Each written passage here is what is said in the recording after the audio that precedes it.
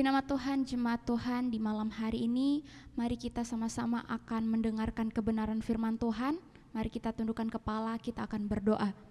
Terima kasih banyak Bapa, kami bersyukur di malam hari ini semua karena kemurahan-Mu kami boleh ada sampai saat ini.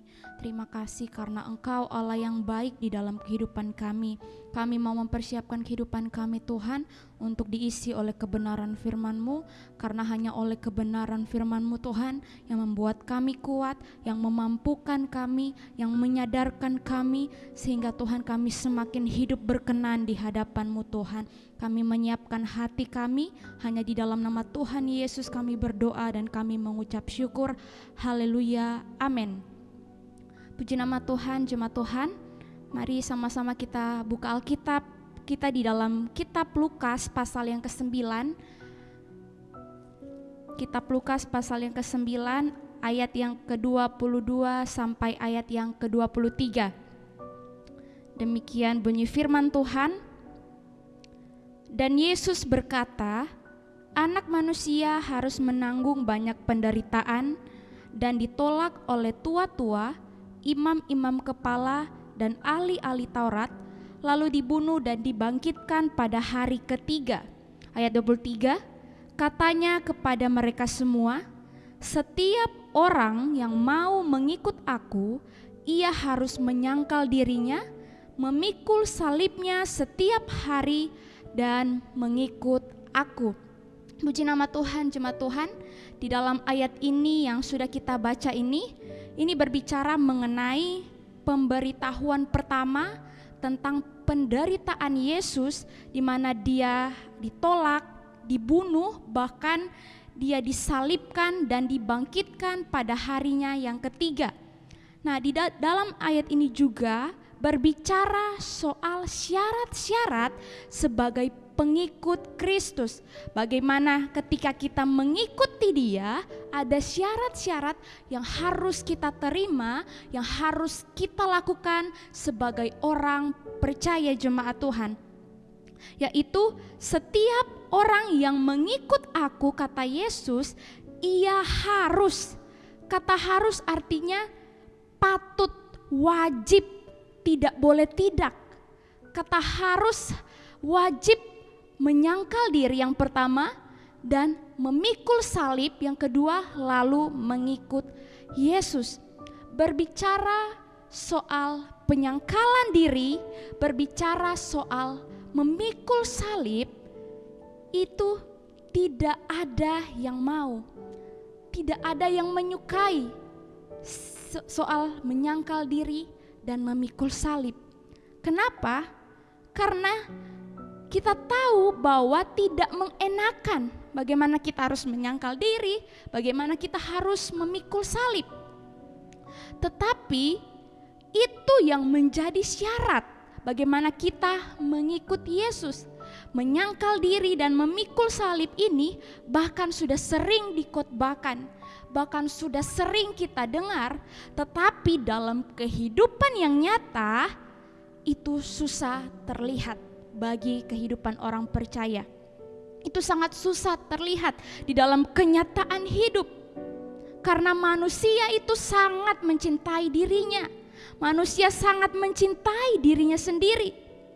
Tetapi bagi orang percaya itu adalah suatu kewajiban, suatu hal yang harus kita lakukan, yang harus kita lakoni dalam kehidupan kita jemaat Tuhan. Sangkal diri artinya adalah bagaimana kita mati atas kehidupan kita yang lama dan kita hidup bagi Kristus. Sangkal diri kita mati atas diri kita, atas hidup kita yang lama, dan hidup kita yang sekarang ini kita hidup bagi Kristus. Itu artinya sangkal diri.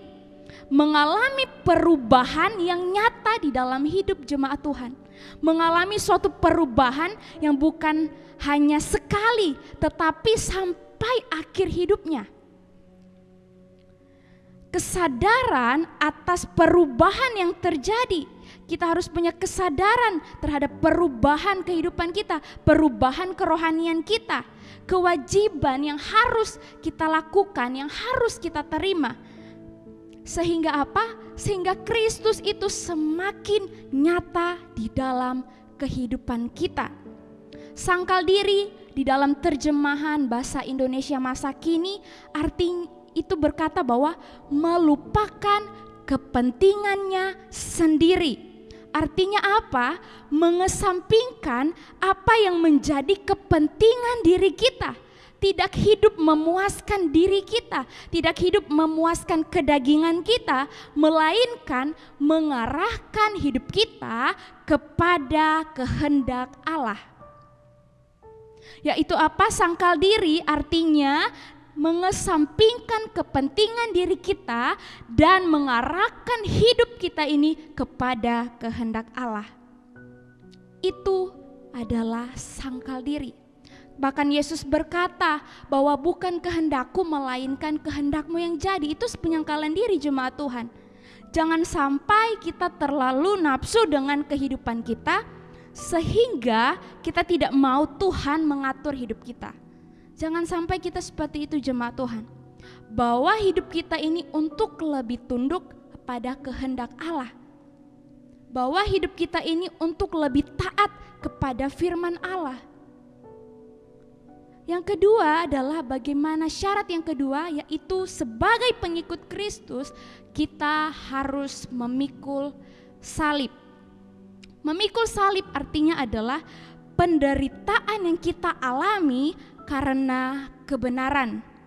Di dalam Matius 5 ayat yang ke-10 berkata bahwa berbahagialah orang yang dianiaya oleh sebab karena kebenaran. Yesus berkata, bahkan Yesus mengajarkan kita arti memikul salib. Tetapi keadaan yang terjadi hari-hari ini, tapi keadaan yang sebenarnya ialah banyak orang-orang yang lari dari salib. Banyak orang-orang yang tidak mau memikul salib. Salib itu menunjuk pada Kristus yang menderita karena kebenaran. Bahkan dia menderita sampai pada titik di mana dia harus mati karena kebenaran.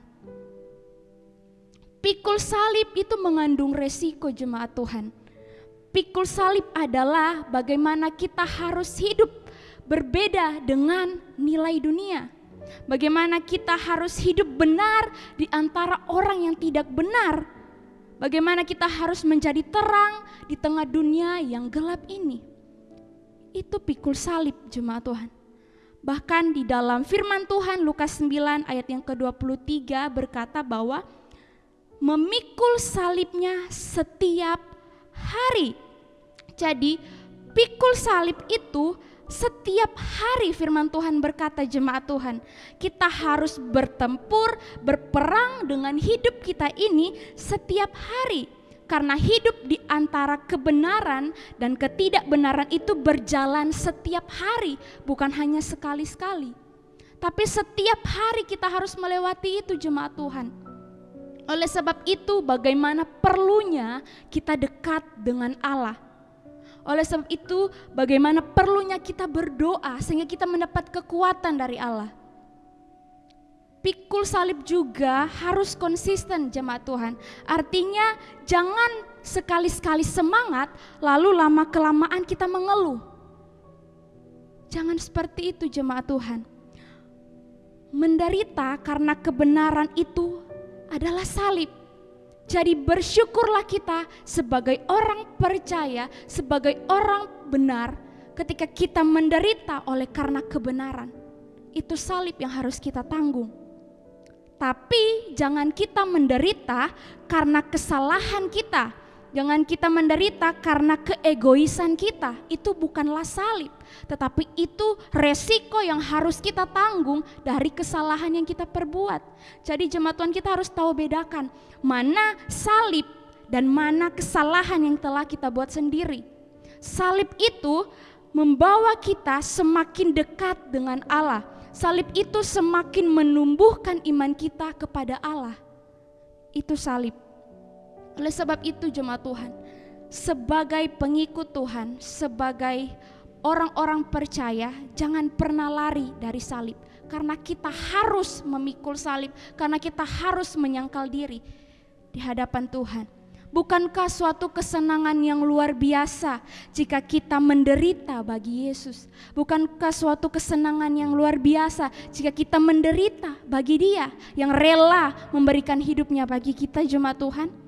Adakah kita memberikan hidup kita seperti Dia, seperti Yesus?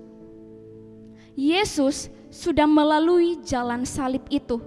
Dia memikul kesengsaraan itu. Dia tanggung penderitaan itu.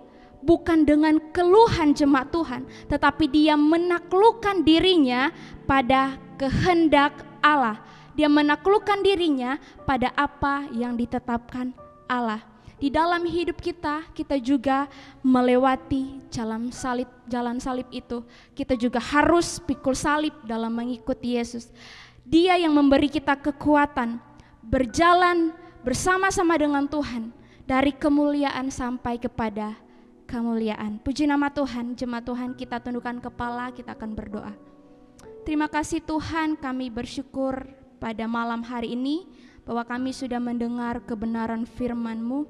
Kami bersyukur Tuhan sudah mengingatkan kami, bahkan kami bersyukur Tuhan sudah semakin meneguhkan kami untuk kami tetap setia di dalam mengikut Tuhan. Biarlah Tuhan Engkau memberi kami kekuatan di dalam kami melakukan apa yang menjadi kehendak-Mu, di dalam kami berjalan di dalam jalan-Mu Tuhan. Biarlah Tuhan yang memberi kami kekuatan, Tuhan yang memberi kami kemampuan, dan biarlah Roh Kudus yang selalu menyanggupkan setiap kami jemaat-Mu, sehingga Tuhan kami mampu memikul salib, kami mampu menyangkal diri kami Tuhan, dan kami semakin hidup berkenan di hadapan-Mu Tuhan. Berkati bangsa kami ini Tuhan.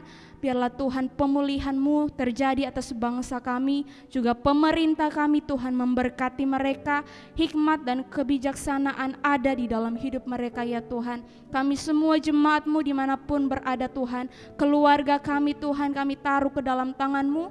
Tuhan memberkati juga setiap pekerjaan kami, Tuhan Yesus memberkati ya Tuhan Bapa Gembala kami di tempat ini. Biarlah kekuatan, kesehatan Tuhan ada atas hamba-Mu di tempat ini. Kami bersyukur di malam hari ini, di dalam nama Tuhan Yesus kami berdoa, haleluya, amin.